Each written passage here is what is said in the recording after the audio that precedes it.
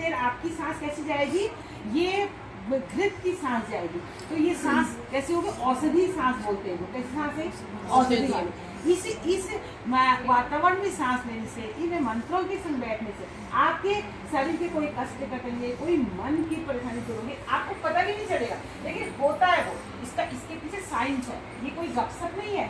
पतंजलि भी इस पर रिसर्च करता है और पूरे विश्व में ये प्रकाशित होती पत्रिकाओं में।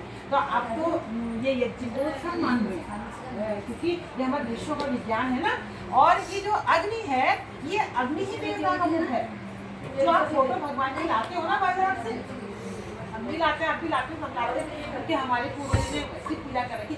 वो सब चाइना में बनती है, काम मशीन चाइना में, वो हमारे भगवान बनाते हैं और हम उनकी पूजा करते हैं। ये अग्नि जो है, ये शुद्ध रूप है भगवान का।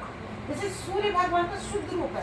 देखो सूर्य से तो सारा वनस्पति पोषण होता है ना, हमको अनाज मिलता है, फल फूल मिलती है, सब्जी कहाँ से मिलता है, सूर्य से।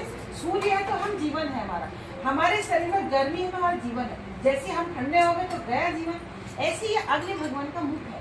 तो ये अग्नि जब जलती है, दीपक जब जलते हैं, तो किसको हमने बुला लिया, भगवान को बुला लिया। आरस है तो मतलब आपको लगता है कि फोटो तो रखी नहीं है, क्या पूजा कर रहे हैं, लगता होगा, ऐसा नहीं लगता, ऐसा नहीं लगता। अग्नि ही हमारा भगवान है, ठीक है। और देखो अग्नि है तो सारा संसार चल रहा है, अग्नि नहीं है तो कुछ नहीं है। तो अग्नि, दीपक में अग्नि, हमारे अंदर अग्नि, हमारे अंदर कौन सी अग्नि है, जठर अग्नि। जठर अग्नि में भोजन डालता है तो भोजन पचता है हमारा। अगर हमारे अंदर की अग्नि नहीं होगी ना, हमारा खाना ही डाइजेस्ट नहीं होगा। कहते हैं इसकी अग्नि कम हो गई है, मंदाग्नि हो गई है, तो खाना पचता ही नहीं है, खाते भूखी नहीं लगती है, तो मंदाग्नि बोलते हैं। तो जीवन में अग्नि ही है सब कुछ, ये सारा संसार अग्नि से चल रहा है।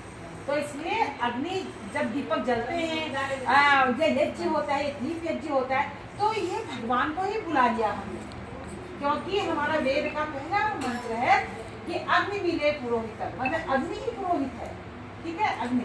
और अग्नि ये एक तो दीपक जो है भगवान का मुख है, और दूसरा कौन है भगवान का मुख, ब्राह्मण।